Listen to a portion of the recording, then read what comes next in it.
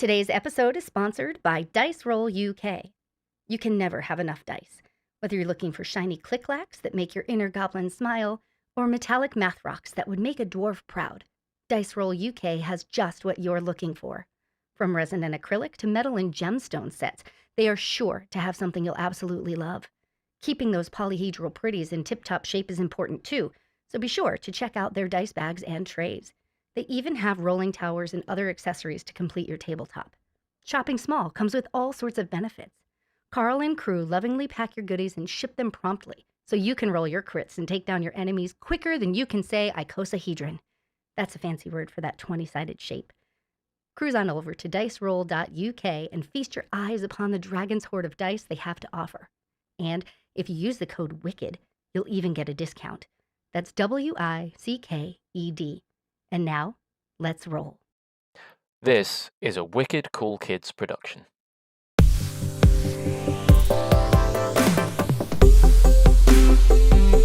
Hi, and welcome to another Wicked Cool Kids podcast.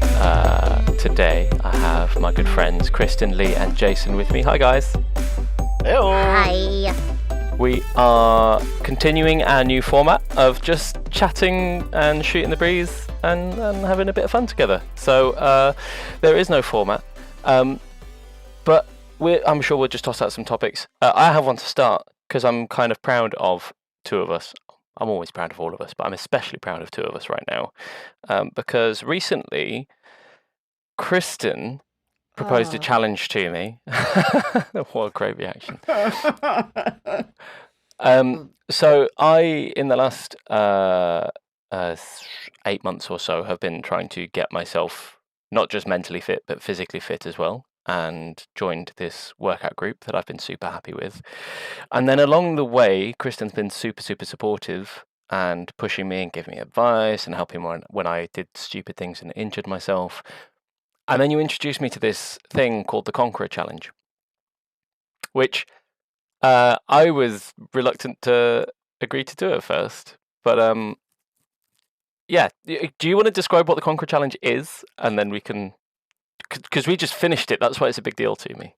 Yeah, so I had been seeing advertisements on Facebook for forever, and I think what happened is I geek out enough around my phone that it's like, oh, hey, nerd, maybe you want to walk through Middle Earth and get a medal for it. To which, yes, I did. However, those ones were a little more expensive. The medal's wicked cool, but like I didn't want to just do, we had talked about it, I didn't want to just do one, like just do the Shire and not actually make the trip with the ring all the way to throw it into Mount Doom, right? Mm-hmm. So these advertisements had come up and I poked around and looked at them, and basically they're virtual challenges, and you can walk, you can run, you can swim, you can do whatever sort of physical activity you would like to complete the total mileage on these journeys. And you can join a community, you can create your own community, and you basically can either work as a team and add your mileage together, or you can compete one-on-one with somebody else. And that's what we did. And we kind of deliberated where to go, and we picked it out, and I'll let you talk about that. But basically you get postcards along the way, and it's really cool because in the very beginning you can choose whether you want them to plant trees on your behalf or take plastics out of the ocean on your behalf. And I asked Joe which one he was going to do, and I decided I would do the other one. So I think you picked plastics out of the ocean, and I picked to plant some trees. And yeah, it's basically you download an app, and you can watch your little progress through whatever journey you've decided to take. And it was really fun. You get some education along the way about different like waypoints, different places to visit and look at. Yeah, you take back over. It was awesome. Yeah, no, I was really pleased. You like you say, originally you kind of proposed. I think originally we talked about doing the whole Lord of the Rings, the whole Middle Earth one, but then realized that was going to be something like $150 each. Yeah, and it was right after Christmas too, and yeah. And I was like, I don't even know what this thing is. It might be a waste of money. Like, it feels like what you're paying for is the medal and la-di-da-di-da. So I was like, nah. But, and as you say, we discussed what kind of thing to do. And one of the precepts I had was, I don't want to pay and do something that's like Hadrian's Wall that I could go Hmm. and just do physically, and I also don't want to pay and do something that's like, I don't know, 50 kilometers that I can just feasibly do in a weekend if I just did some hard work. So we landed on doing Transylvania essentially, which Yeah. was super cool. And it was, I think, a 370 kilometers, something like that.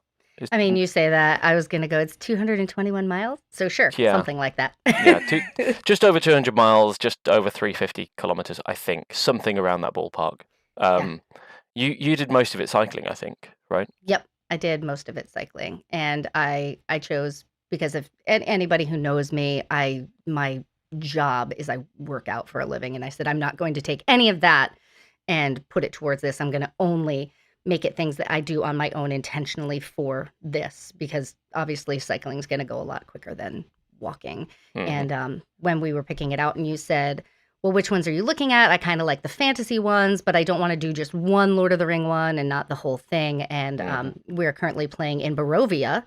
And I said, ooh, if we picked Transylvania, which is a real place, it kind of feels like it's not, right? Because there's so much fantasy and lore surrounding that kind of area, and it fit into our D&D campaign that we're in Yeah, yeah. together. And like you say, we got postcards as well, and Yeah. like we were getting postcards about the castles in there Yeah. while we were playing. We actually had a games night as well, that Lee put together where Ellie had done like a quiz that was a geographical quiz, and it was showing Google Map views of places. And one of Hmm. the places that came up, I don't think it was actually one of the places that we'd postcarded for, but Yeah. it looked so similar that you and I essentially like kind of winked at each other and were like, "Yeah, we Yep. know where that is. We know exactly where to pin that pin." It was great. But yeah, I'm really proud of us. You were awesome and sort of limited how uh, much you entered, so that we were, especially towards the end, we were basically tracking, and we made an Mhm. effort to finish together, which is no mean feat when you're doing it in different ways. Kristin was doing it by cycling. I was doing it essentially only tracking the workouts that I was doing in the mornings with the group that I'm with. So yeah, matching our distances was a challenge there. But I'm really proud of us. We did it. We finished it, and now we need to work out where we're going to throw our money at another one. Yeah, I still haven't gotten my medal. I Have you see you not? fiddling with yours. I Uh, still have. I mean, and I'm I'm pretty not sure gonna it's. like. I don't stop. I don't want to look at it. It's I'm pretty sure that it's tink an tink tink. American company too. I have no idea. Like you got yours 2 days after we finished, and I was like, Yeah. I'm pretty sure mine just says the label's been created, and maybe I'll get it at some point. I don't know, but Maybe they send the medals from the place that you actually do the walk. So this has come from Transylvania, oh, and so that's why it's. it was quicker to me. Yeah. I don't think so. That's totally how it works, right? But they had one, and I think I'll just go and do it in person. But they had one that cropped up in the middle of it for Wales. They And did. the metal is really cool. It's got the dragon on it. But what I liked about that one is that it had the option to choose a walking distance or a cycling distance. Hmm.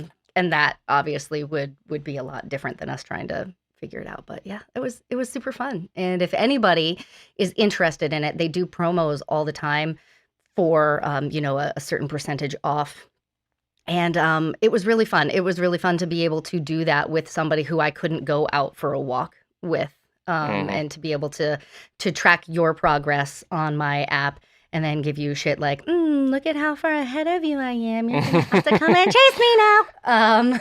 But if anybody's thinking about it, I would recommend it. Yeah, same. They do the two big kind of collab ones they do are Lord of the Rings and Game of Thrones. Yeah. Both of which are enormous if you do all of them. Hmm. The Game of Thrones one grand total is like 4, 5, 6, 7, like 800-900 kilometers in total. So 500-600 miles in total. The Lord of the Rings one is flipping phenomenal. If you do this, it's got the cycling track. It's like two of them. The Fellowship of the Eye of Sauron. If you choose the cycling track, 1,000-kilometer medals or Hmm. 700-mile medals. So it's a big. I think the total distance for the walk/run one is like it's big. It's big, but it's really Yeah. cool. So they do these like fantasy ones, which are really nice. I think when we're probably going to do another one. I think I would like personally to make a greater effort to do what we did for our final 3 kilometers, Mm. which was do it together.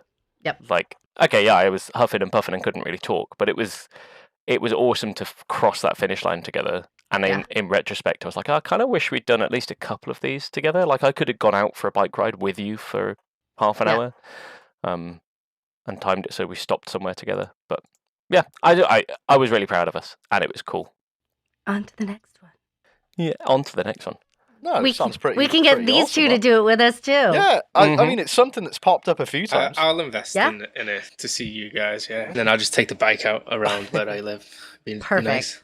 Yeah, I've definitely seen them pop up a few times. They look pretty awesome. How easy was it to track? Was it an app on your phone that you had to use, or straight on? You can manually enter things, so you could just go for like a 10-mile walk and know if you knew that it was 10 miles, and then come back and be on your phone or your computer and be like, yeah, I did 10 miles today. Or they do have functionality where it like automatically syncs with your, if you've got Fitbit or Garmin or Strava. I used my Apple Watch, and Chet is actually doing the Shire challenge right now. Finally, after I finished mine, I was like, have you even started yours yet? And newsflash, he had not. So I pulled out an old Fitbit, and he's currently walking the Shire right now. And that one, it is like first generation Fitbit. It's not a watch. It's not an anything. It's literally just a pedometer. Step counter. Yeah, I think that's keep it simple for him, because we all know. Yeah, if you give anyone the screen, it'll break immediately. I did listen. He used to have my old Fitbit, which had a screen, and it was great because then he would get text messages instead of going like, "Oh, my phone is in my pocket on vibrate." I'm like, "Well, now your phone is on your friggin' wrist vibrating, and if you ignore me now, we know you're doing it intentionally." But it turns out if you leave things, I also have an older Apple Watch. It turns out if you leave those things not doing anything for too long, that the battery just dies and you can't recharge it. And he was like, I don't want to spend money on replacing a battery, so I'll just use this one. And so you get the basic stripped down one that will last with all of the tardigrades and cockroaches of the world. There will be those two things and this Fitbit. Yeah, it was really fun. So after this, I'll send you guys the link and we can pick one to do, and it'll be super fun. Maybe we can even get load more people in if we get a big group of us, and then make it a thing. Like we once a week meet up and do some mileage. Yeah, if you are interested in it, put it in the comments below. Yeah, and let us know if you want to join, and we'll throw it in the Discord in a public announcement as well, and then anyone who is in the Discord can have a little challenge to help themselves get a little bit fitter. Yeah, sounds like a plan. I don't want to get Kristin too excited, but they do also do physical trips, which are not the cheapest in the world. But how cool would it be to go climb the mountains in Peru or something together? Peru is so amazing. Can we not do like the Norwegian fjords, and then I can drive over? Just skip over to that. Yeah. It would be great. We can just use you as our tour guide if we do that, though. Yeah. Okay. I'll don't pay for a challenge. Definitely not Norway. No, that's cool. What have the rest of you been up to while Kristin and I have been completing 400-kilometer challenges? I'm going to up the number every time I speak about it, by the way. Binge watching TV. I smashed out the Fallout series that had just come out, as well as the One Piece live action as well that's been released not long ago. So yeah, I was going to ask you guys, there's been quite a few series like converted from games and things like that. Is there anything that you've been excited for that has recently come out, or is there something that you would like to see turned into live action? I really enjoyed the Fallout series. I've watched that through the entirety, and I'd watch One Piece as well, but I really loved the Fallout series. I think it captures a lot of the game elements as well as still being well adapted for a TV or for a screen. It's other games that I'd like to see. I don't know, they did Last of Us, which I thought was also fantastic. Series that is adapted for TV from game. And I think both of the studios for each of those worked on the TV side of the production as well. So they had that instant information towards what it's doing. We do have the Dungeons and Dragons film, but I'd love to see Baldur's Gate in a series. Yeah, that would be pretty cool. You said that. I thought you were going to go with Delicious in the Dungeon, which is I meant to look up after we went to that huge anime store. So good. I meant because I pulled out the book and I was like, oh, I wonder if it was a book before it was made into. I think it was an anime before it was a manga before it was made into an anime. Yeah, I mean it's really cool. I know that's not kind of what we were talking about. We did start the Last of Us show. We're very late to the game. We did see it was really great, kind of also terrifying conceptually. And yeah, I mean, at its core, it's a horror game, but yeah, I feel like I have to be in the right space that I can prepare myself well enough that I don't just go into a spiral. Yeah, I watched the first 5 minutes of Fallout this morning, and it made me sad. Like really sad, instantly set the mood for just feeling like I played those games and loved them, and yeah, the storylines were great and actually kind of grabbed my attention, but nothing quite like the opening scene. To that. Yeah, that's a oh my scene. goodness, that had me. Don't spoil it. It's on my list. No spoilers. No spoilers. No spoiler. But no, it's done very well. It's really good. So I've not played the games, and I don't really even know what the games are. I mean, the title, I'm assuming, will kind of give you a big hint. But I've heard from so many people who are not into gaming, not into that kind of stuff at all, how amazing this series is. I think that's what leads to its success. It could have been a standalone series and it not have been a game, and it still would have been fantastic.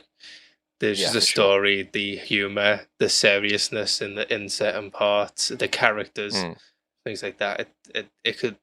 It lends itself to the game, obviously, but as an individual, you could have swapped the setting out and the people who played it and took all the lore out of Fallout and made it just a post-apocalyptic series, and it still would have been fantastic. I feel like that's true of pretty much every successful game to show adaptation. The one thing that clinches their success seems to be whether they had enough kind of backstory and lore to have been standalone even without. Like, they probably could have taken Fallout and done something. I don't know because I haven't watched it, but they could do something completely unrelated to any of the games as long as the lore and the premise are the same. And I don't think anyone would be disappointed because that's sort of how they did the games as well. They released one based on one vault at one time, and then the second, like, all the lore was the same between the games, but it had different focuses or different protagonists and so on. I wonder if that's similar because Arcane, right, is based off of League of Legends, which is another game. And the more I play, the more I kind of go into these side journeys of figuring out what the lore is. And the world is huge beyond, the game system that you're playing. And they pull from different lore than you're getting in the game. And I don't know how successful that is or not. That's another one of those that I enjoy, but also we watch after the children are asleep, and then my eyes forced close, and and there is no more watching anything for me. But it's something that I've got this long list of things I want to watch, and I just, after it's been so long that I feel like I either need to start the whole thing over and then I get frustrated, I move on to something else. But it's similar kind of thing where there's this whole world, right, that people are looking into. Arcane's a really interesting one because they League of Legends doesn't need any lore. Right. Fundamentally, like the way that the game plays, the lore does not affect there's no storyline. There's no the lore is there for the fans, which is, by the way, super awesome of them to do. But yeah, was I think the game that helps a game before? What was it, a game first, or was it like this? It was a game first. Yeah. That's even crazier that it's been around for well over a decade. Yeah. So I feel like I didn't mean before the show. I meant before, like, all this lore was written. Like me with a backstory, right? Yeah, I assume that lore was created when the game was created, because it's like, oh, we have this really cool character and he's from this place and he does this kind of stuff. And I think it's like the selling that character to the player.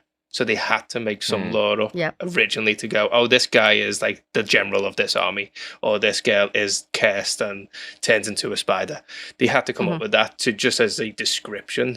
But I don't think the lore when it first came out was as intense as it is now, because they have like stuff like Arcane and the online comics and things like that. Yeah, I was just going to say, you told me that there are comics, and I know that there are shorts, and I didn't know if there were little comics, like even in strip form, that kind of were created first, and then the game generated from that. But that's the amount of world there is behind that game. Like you said, Joe, that needs no storyline. You're just going to go and fight, and these are what your powers are, and maybe a little bit of strategy behind it, but you're where you come from, what you do, who your sister is, doesn't really matter at the end of the point, right?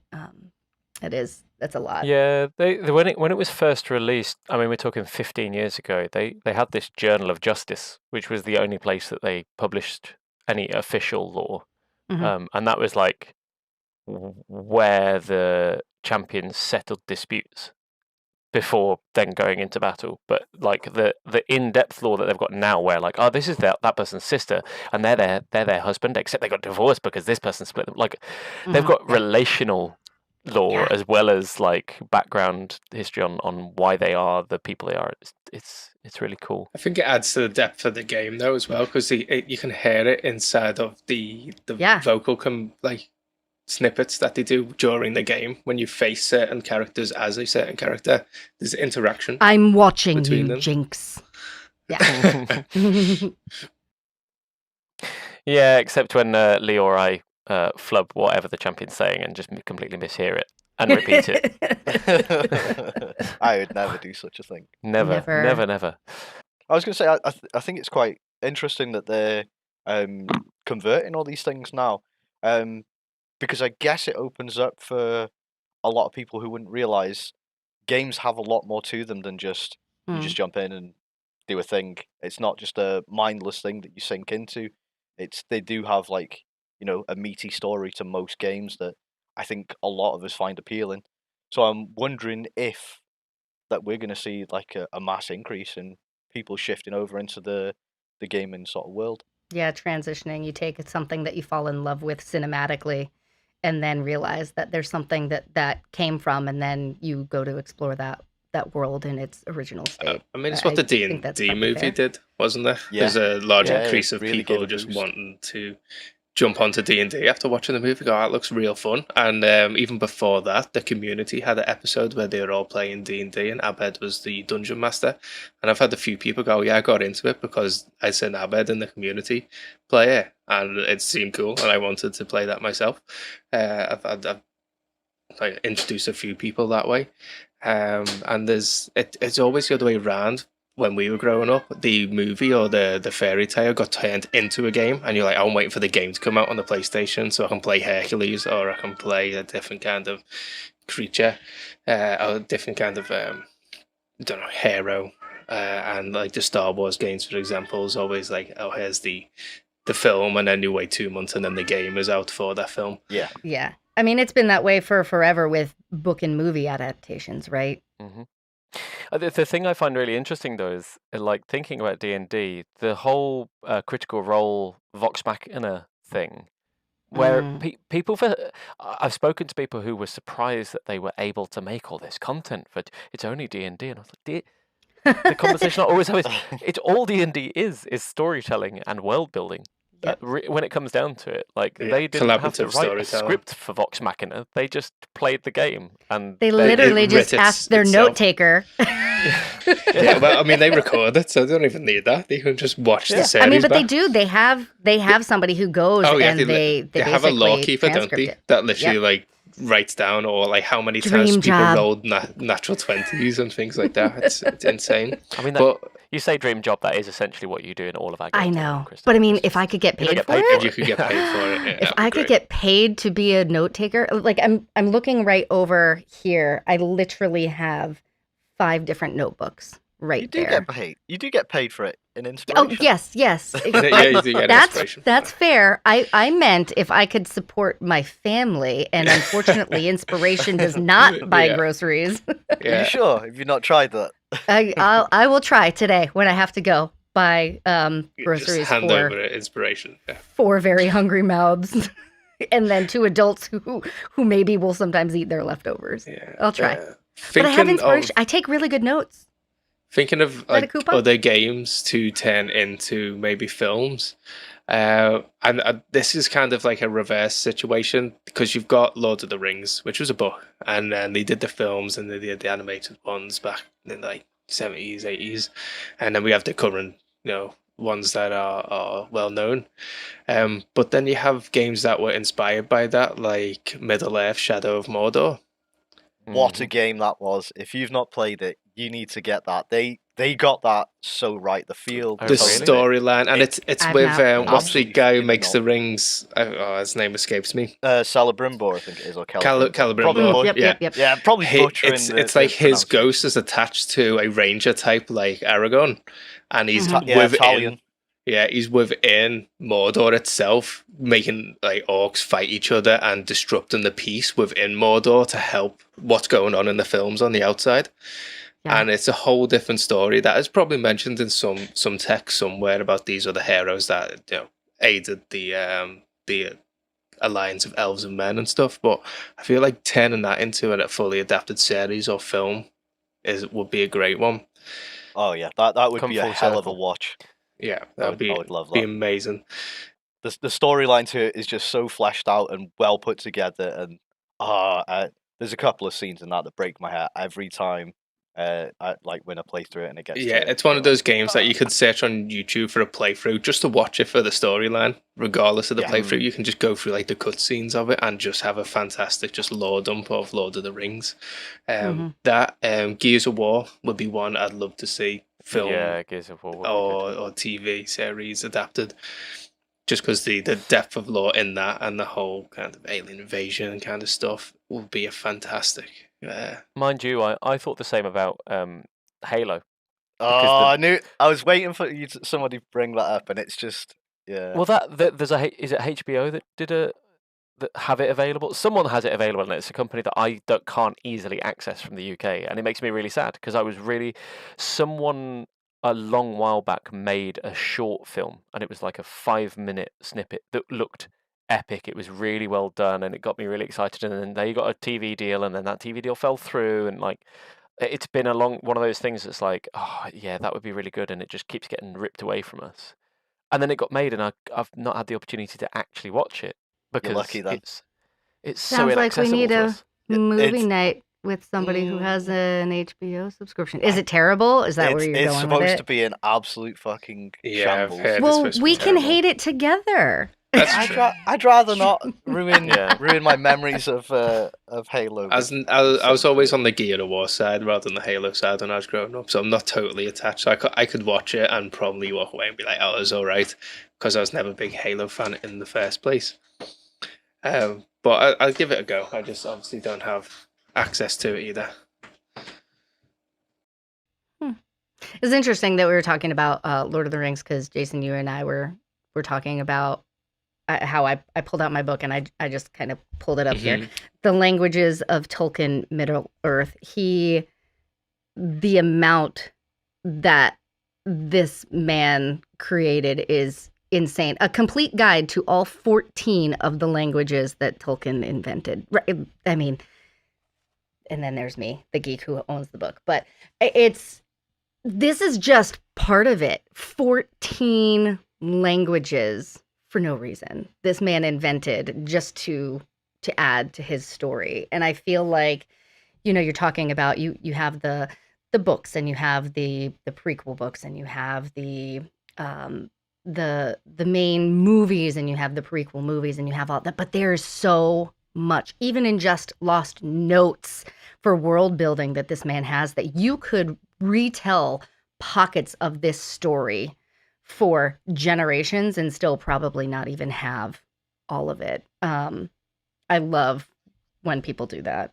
I used to be a massive Tolkien fanboy and a massive Terry Pratchett fanboy because for the same kind of reasons, that the amount of body they put into their lore and their background and stuff that is totally unnecessary a lot of the time for what they actually publish, and they've sort of done it so that A, they get things right and consistent, and B, because they just love it, and why not?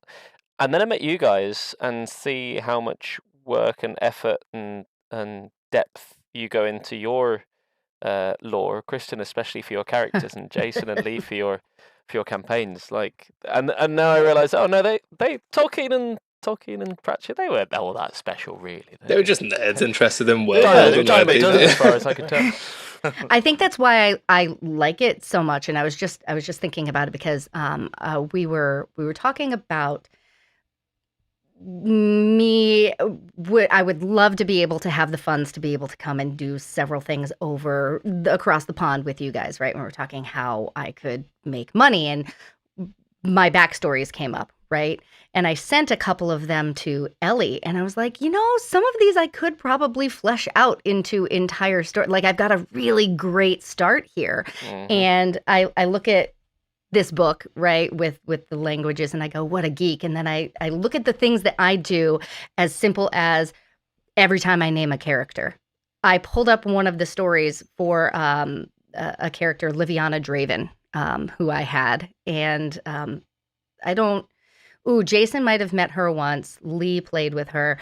Yep. Joe, you don't know her at all, but Nope. her name, her first name, her last name, her parents' name, all of them have meanings. And when I pulled up that story for Ellie, I had right at the top what those names were, what language they originated from, and what they meant. And that's why I appreciate stuff like that, because apparently I am that person that and it's all surprise for me. me. It's all for me. I come to the table, and her name is Liviana Draven to you guys, and you never think about it. Never think about it. But I have these little Easter eggs that I use to motivate me for my storytelling, to really kind of round out my character and bring who they are to life. And so I don't forget the meanings of these names. Like, her name means white moon, and she was born under a specific moon, and she very oppositionally to what her parents looked like. Her parents were very dark. She had white skin, white hair, yellow eyes. She was an Azamar who was basically gifted to them from a goddess. And yeah, I love stuff like that. Also, So you're wrong. weird. Prove my own point here, because her name would not have been whatever her name was, because you say it and then Lee and I forget it, and we just call you Lillian and Lizzie and various other names. So she's not even that to us. Wow. Mhm. Liviana, not Lizzie. Liviana. Liviana. Liziana. Anyway, I think it was Burden for a while from my Lysandra. character. moving along. You guys are buttholes. I don't even do it deliberately. I was going to make that joke, and then by the time it came around for a gap for me to say the joke, I had legitimately forgotten the name. So, Thanks. yeah, welcome to my brain. Appreciate it. It happens. Hey, All right, so I came to the table completely unprepared with what I wanted to talk about, but I do know that there were several things. One, last time we talked, I started with Jason. I said, I want you to describe magic missile for me. And he did, and I was planning on going through, and that we derailed like we do. So Jason can also answer again if he wants. But Joe, on the spot, I want you to flavor magic missile for me. You can take any character that you want, or just be inspired in the moment. Flavor magic missile. is it Flavor Magic Missile? Yeah. So my character breaks their teeth, just pushes them forward, I and hate then- it already. and then Ooh. spits. The beauty of that being that Magic Missile increases the number of missiles per level, right? So on level up, essentially he's just getting tougher and more pain tolerant, and just can break more teeth. Spit. I regret asking you Super the accurate. question. Okay. Yeah.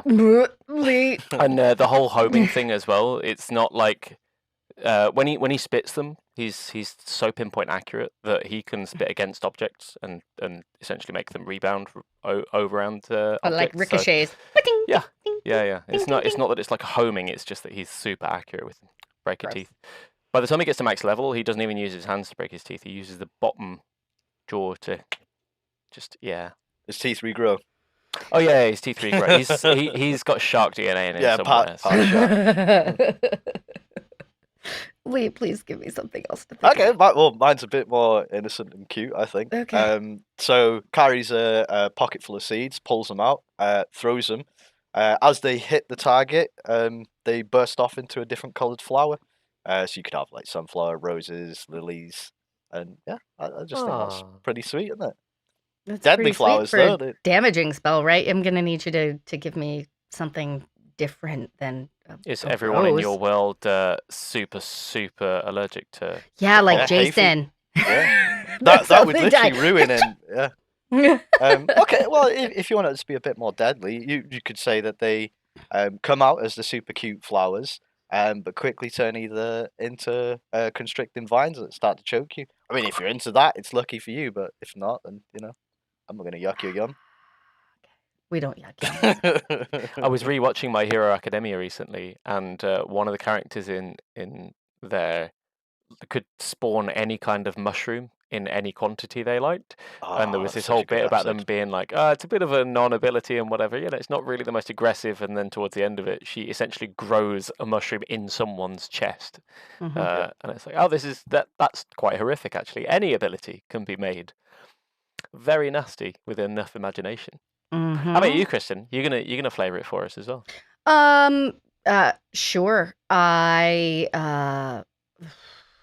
I think I had talked about a character of mine that had done it before, but let's see. If I were to do magic missile, I'm trying to think of a character that doesn't have it that would potentially use it. I think so. My brain went to Atuza because she doesn't have much magic, but she is a blood hunter, right? And I quite like the idea of kind of really quickly in the air drawing runes and then flicking them, right? So I'm drawing these glowing runes and I just ding with my fingers and it goes and streamlines right into probably the chest or wherever I've aimed it into the chest of the person, and this wave of glowing energy kind of takes and washes outward, but then glows from wherever the impact was. So it's about this energy more than a traditional like you think of missile, right? Vroom, homing beacon device. It's just an energetic force, and the rune would be inserted onto them and then glow and it would eventually dissipate. I like that. I like that a lot. And I'll never use Too it. too cute. Next, Too cute. I want to Sorry. hear. I want to hear. I want to hear something better. Okay. It needs to be more horrific than that. You see, I thought with the Tusa you'd go with she like slashes her veins open and blood turns into arrows that fire out and pierce the eyes of your enemy or something like that. Okay. All right. Well, let's okay. Tuesday was just something different. Why don't we take a different spell, the spell that I was actually thinking of asking anyway. It's one of everyone's favorite to watch me use, Spirit Guardian. Spirit Guardians is one of my favorite spells, and actually, I was particularly just thinking about it last night in a different context because Spirit Guardians and then Spirit Shroud are similar but different, and there are a couple of characters of mine who have had it and then flavored it differently. And I was thinking about Miranda, who is a paladin, potentially pulling out Spirit Shroud and what that would look like. And I have ideas. I'm not going to spoil it because I do think that she's going to take it and use it in our next session. But Spirit Guardian, Spirit Shroud, how would you guys flavor that as a spell? You see, I've always gone with obviously you're playing a cleric most of the time. I think they're the only class that gets Spirit Most Guardians, of are the they? time. Do I Yeah. have any clerics that I'm currently playing? Is it the paladin that can have Spirit Guardians as well then? I was looking for Spirit Shroud for her. Oh, right, okay, yeah. Because anyway, Spirit Guardians is what I like. It's not my fault if you don't like to play the best class. That's on you. So I tend to, if I'm playing a cleric, usually goody two shoes, angelic type. So I think my last one that I played was golden armored angels came down as warriors to surround them, and they fought off anything that came into contact that was in that 15-foot the radius. Yeah. It's Mm. simple, boring, and it's all right. It's all right. I see. For me, it would depend who I was playing. Because if let's say Scratch was a cleric and was Mhm. casting it, then it would definitely be lots of little words. Probably robins, because they are the most bastard of bird. But if it was like, if it was Khan, he was an artificer. Even if Yeah. he was a cleric, still the same kind of thing. It would be lots of little mechanical things. Probably ants, because I would hate the idea of tiny little mechanical ants crawling all over me. And Blah. it's easy to flavour that so that they are not climbing over the things you don't want them to. That's true. And then hurrah, I mean, what else but little Moss. rolling balls of moss that look like little caterpillars just crawling around. That's fantastic. I misheard you. I'd say that if it were Scratch, I thought you said they would be words, not birds. And I was Oh. thinking how interesting that would be to have spectral words floating around you, right? I think that that's an amazing concept. And then you said birds, and honestly, I was a little upset by that. But Yeah, I thought that's what you said first as well. But and I words had would this, be this image of amazing. him lighting up his cigarette, and as he blew out the smoke, they began puffs to of- form. Yeah. Puffs You of are a very, very bastard. vulgar language just floating around. Do you know, I actually like that better, because the thing for hurrah would be those little caterpillars would be crawling, like anyone that has affected them, that is damaged by it. Essentially, the caterpillars of moss would be crawling in their orifices and choking them or whatever. Yeah. But the same thing, for some reason, I like that concept of spirit guardians not being a dart piercing, but rather something that envelops and encompasses and really obscures the person it's meant to affect. Yeah. And if it's words, that little combination of not just words but words from the smoke from his cigarette being something that properly enshrouds someone's face and restricts their breathing and hurts them that way. I like that love idea a lot. that. Scratch might have to multi-class. Yeah. Well, I love the idea of potentially even talking to your dungeon master, because that's one of those spells that you can do either radiant or necrotic damage, which sometimes causes issues in certain tabletop platforms. But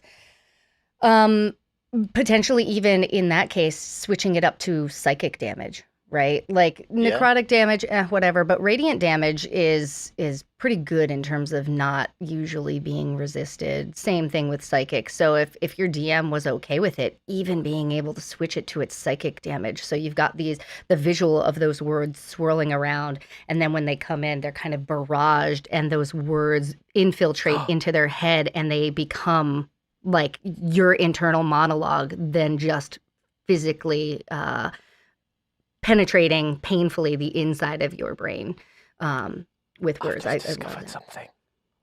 What? I had a vague memory. Scratch's last level up gave him magical secrets. Oh, you can Mhm. pull Gives him some access other- to flipping everything, including spirit guardians. And I What can I really say struggled. except you're welcome? Yeah, I really struggled choosing the two spells I would take. So I might switch one of them up because,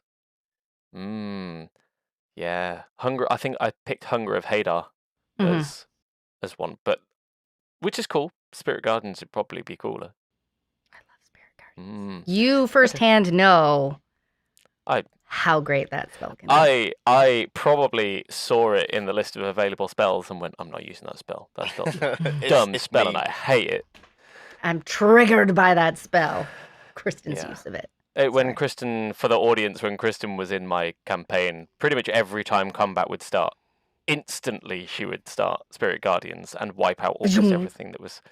And a lot of the time you were playing idiot orcs who were too stupid to work out what was happening and just kept running into it. So it was not fun. Funny for the enough, a really good counter to magic missile to Spirit Guardians is magic missile. Because Oh, really? each time they get hit by the missile, they have to make a con save. So if you fire off, that's a lot of con saves. Which is Oh, why, did you know friends, that? as a cleric, being a shield. warcaster is a really good idea. You get advantage on con saves to maintain concentration, or taking resilient or something like that, which gives you Proficiency. the ability to take proficiency. And yeah. Or just pick up shield, because then it just it might use your reaction, but it negates it completely. I think you used the first time you used Spirit Guardians when we were in our first campaign together. That pretty much fucking blew my mind away by the description that of Cora using it with a little raccoon soldiers. That was amazing. That's a standout for me of one of the spells you've done that I've flavored well. She for anybody who does not know, she was a life cleric who is a Furbolg, and she was adopted by a forest gnome. So they lived isolated on the outskirts of town, and she was very much so into nature and had these creatures. As a Furbolg, you can speak with small beasts and whatnot. And her patron, she followed gnomish gods, and one of them had this kind of familiar of sorts called Tika Fastpaws, and he's this raccoony panda, is how I flavored him. And so all this wildlife would be coming to Cora, which was really funny to see this big lumbering woman with all these teeny tiny little forest creatures around her. And yeah, her spirit guardians were different little animals that would kind of flit around her. And I think that's where I first used Toll the Dead. And I was like, how would I flavor how this sounds? And then I was like, oh, a rabbit screaming. I did it the other day too, but a rabbit screaming. So pulling in that kind of nature-y stuff. Jason, Spirit Guardians. How would you flavor Spirit Guardians? You can't use Zachariah and have it be snakes. Or fire. Fire. Zachariah doesn't have Spirit Guardians, so... I know. Well, I mean, I just did Magic depends... Missile with a Tuza, so you take in anything for inspiration. It depends on the character. Usually try and make it something to do with what they are, like personality-wise, or what their patron is, for example, or who they worship as a god. Yeah. So if you give me a character of mine that you feel like you'd want to see a Spirit Guardians version of... Do Willie. Oh my god. Okay.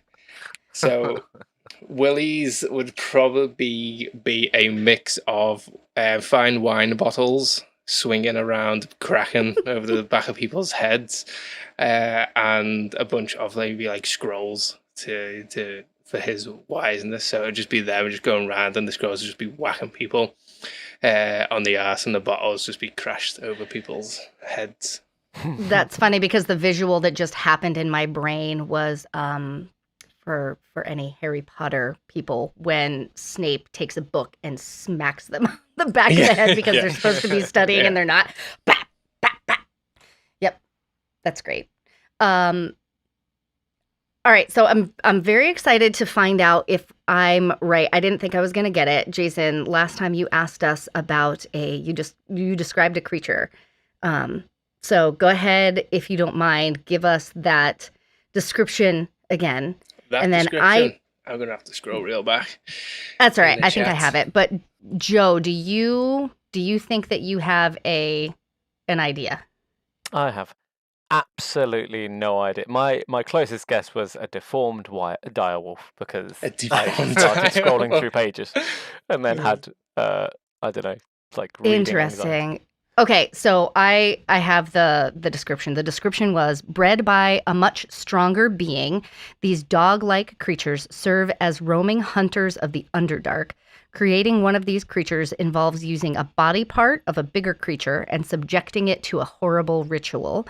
Once this creature does as it's designed to do, it then turns the prey's body into a puppet under its control.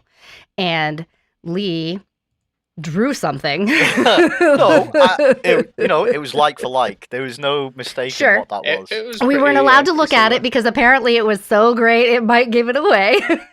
For sure. It definitely would. Yeah, so... What was your guess, Kristin, for it? My guess was, oh God, what's it called? An intellect devourer? Devourer? Yeah. I wanted to go and look it up, but I did not. But I feel like that's on the right track, maybe. Yeah, Lee? What was your Yeah, guess? What was your drawing? Intellect Devourer. Is that as soon it? As you started, as soon as you started reading it out, I was like, it has to be that. It's, Is that the one where it looks like a brain with Yeah, like brain on legs. Featured That's what I legs? mean. That's exactly what I drew. You seen it? That's It was featured else in Is the that what Dungeons and that was? Dragons movie when they went into the Underdark. It Yes. passed them, They still and haven't then, seen just went it. past everybody's all like a little bit offended because it didn't want their intellect. yeah. Yep. Implying that they were all dumb. They were too dumb. Yeah, too dumb to be attacked. That's what Right. when I was thinking about it, I was thinking of times that I've been in the Underdark, and then I was like, oh, I was researching Drow at one point, and I know that I've come across something that sounds like this before. And then I started thinking about the movie, and I couldn't remember the specific visual, the picture. I think that's in the whatever monster manual as I was flicking through. Those of you who have played Baldur's Gate 3 will also recognize this creature. It's very heavily pushed onto you during the first kind of chapter of the game, Oh. while you're in befriend the Mind Flayer's ship. Yep. I just had everything against me. I've not seen the D&D movie yet. I haven't played Baldur's Gate 3 yet, and I can't read. So I know. No, it's fine. I when you first reading the description out, I had that in my head, and then I was like, oh, maybe that's too simple. That must be what it is, but I don't know. Then I thought, oh, it could be a death dog. A death dog. And I was like, yeah, a dog that can't hurt my you. original thinking was something like a Cerberus, and then I went down this rabbit hole of looking on in the source material for something like a Cerberus that met the description and couldn't find anything. So Yeah. Yeah. My brain went to Mind Flayer, right? Because that whole kind of like They're the beings and that what is that? In a do the ritual. lithid? In a lithid. Yeah. What did your eldest guess at, Kristin? He didn't know. He didn't know. I asked if he didn't, knew, and yeah. he didn't know, and then I Guessed kind of twice. left it at that because I didn't want to spiral him into something and have me accidentally find out because Yeah, he yeah. was doing it. But I'll have to ask. As soon him as again and see he if knows now, he'll be like, God damn it! Like it's Yeah. so simple. Aw, If you man. know what it is and you've played against him before and seen like the media, it clicks straight away. Do you have but another one for us to I guess? do have another one. Oh. I do. So this pod's one. This monster's body is covered in a thick, lumpy armor. Its long tail ends in a bony protrusion. Two feathery antennas sprout from its insect-like head, and they often roam subterranean passages. Most dwarves would rather face a squad of orcs than confront a single one of these creatures. These strange creatures are normally docile, but can corrode some metals. Got it. So if you would like to take a guess, you can throw the guesses in the YouTube description below, or if you're listening on Spotify or any other podcasting thing, you can send us a message via our Discord or hop over to YouTube, give us a view and a like there, and let us know what you think this week's creature is. If you guessed the creature from the last podcast, let us know that as well. Mm-hmm. Got I'm it. gonna have Got it. I'm gonna- Of course you do. I'm gonna have to look at the words because I feel like I have personally encountered one of these before, but putting a visual to a name is gonna be a struggle for me.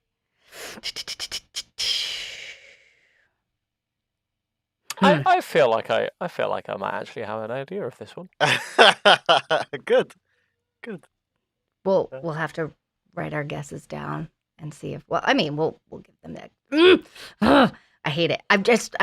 One time I want to be really confident that I know what it is. I'm like, yes, that's a goblin. I'm confident, do but it I don't know if Flutterbell. I'm right. I know you are. I said one time I want to be really no. confident. I'm just saying I'm confident, but I don't feel like I'm right. That's the best kind of confidence. It really is. What kind of fun weekend plans do you have? I know that you're going away, but I'm very excited that spring has finally sprung here, and I am really looking forward to spending some time outdoors. Spring has sprung, but it's been kind of the glimpses that we get of beauty. Sometimes we've been being drowned out by rain. We've had a lot of rain. So I'm trying to take advantage of not so rainy days and get outside, get my gardens going. I'm kind of in this mood where I want to rip out almost all of the plants in the front and side of my house in those gardens and redo them. We had a lot of trees taken down, so I can actually wrap my mind around potentially planting trees I want instead of just a million evergreens all over the place. And well, fruit trees, yes. I don't know how well a lot of them will do around here, but I have wanted a weeping cherry tree for forever. And because I have so many other trees in my yard, there really wasn't a ton of space to put it, but now I have space to put it. And I think I'm going to go outside, sit in my Adirondack chair, my purple Adirondack chair, and stare at my house and figure out, visually where I might want that tree. That's my exciting plan for the weekend. Do some of that photosynthesis, absorb that sun. Convert it to energy. Do you know, we can tell that it's definitely spring has arrived because it's now April, and yesterday where I am it snowed, so spring must be here. Right? Yeah, we had another layer of snow over the last 2 days. I mean, to be fair, Melted where dust. you are, it's going to be snowing like 11 months of the year, right? Yeah, not 11 months. But- We still do have big But, piles of snow where it's all been kind of collected from the roads there. But most of it is melting pretty fast now, which is great. And the greenhouse is about 24 degrees Celsius. So Yeah. it's My getting brain less- broke for a second with that. I was like, wait, what? I spoke to a friend recently who's got a kid, and they were very excited for their kid to see snow for the first time because they haven't lived here their whole life. And Oh. yeah, this was like last week, and I said to him then, we live in Britain. There's still time, and then a week later it starts. Ta-da. snowing. So the Yeah. snow was your fault. Yeah, I've been told this Joe by did the snow a number dance. of people that I it was mean- my fault. Snow dance. He's out there rubbing ice cubes on himself. Terrible. Don't do that. Yeah, I don't get cold easy, but that would be a whole other level of extreme. Mm-hmm. Cool. Thanks for chatting, guys. I had fun. Yes. Great. If any of you listening would like to get involved, as Jason says, let us know in the descriptions below. We would, in the comment section, we would absolutely love to hear from you. Let us know what you think that creature could be. I completely goofed the last one. I've got a good idea for this one, so I'm excited. Following up on that, though, I think it'd be really great if any of you guys listening had a creature that you wanted to describe. Send us the description and, take out anything that really kind of... Send us an email to thewickedcoolkids at gmail.com and put the title Jason, so only I will open it. And if you have a suggested monster, I'll I read want through you them. to. I want you to take a turn guessing too, though. We could read it live. You could open it. I right? think we can save that for the special. We do a Christmas episode where I get to guess. Yeah, we've only got 8 months to wait. Yeah. Yeah, I got the perfect person to suggest a creature. Your eldest, Chris. Yes. I think he would come out with a blinder. He definitely will. I'm gonna do it. I'm gonna have him write it down. I'm gonna have him email us, and then we can see if we can all guess, and then we can do whatever Jason's putting forward to us. Sounds good. And if any of you want to join us on a walk to Mordor or some such, let us know, because we're definitely going to start one at some point soon. And I'm totally undecided as to where we're going to go next, but I'm very keen. I hear Wales is nice all year round. Yeah, I can go to Wales anytime, though. Yeah, thanks for listening. I hope you've had a great time. We certainly have. Lee, I have to admit that in that last section, while we were discussing Spirit Guardians, I might have broken my character sheet for scratch. So yeah, if you can't stay cool, stay wicked. Bye, guys. Bye. Brilliant. Bye. Bye. Wherever you found us today, don't forget to like and subscribe for more great content. And if you want to find out more about what we do, how to support us, pick up some merch and find links to our friends like JB Media, visit us at wickedcoolkids.co.uk.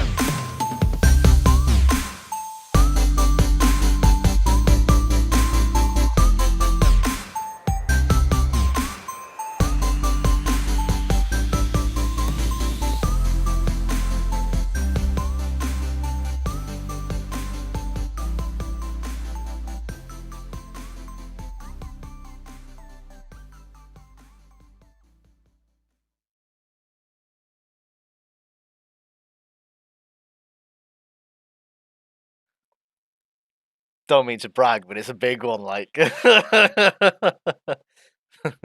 What did I say yesterday? 9 inches, and you're like, that's what I call average. And I said, that's what 9 I inch. call small.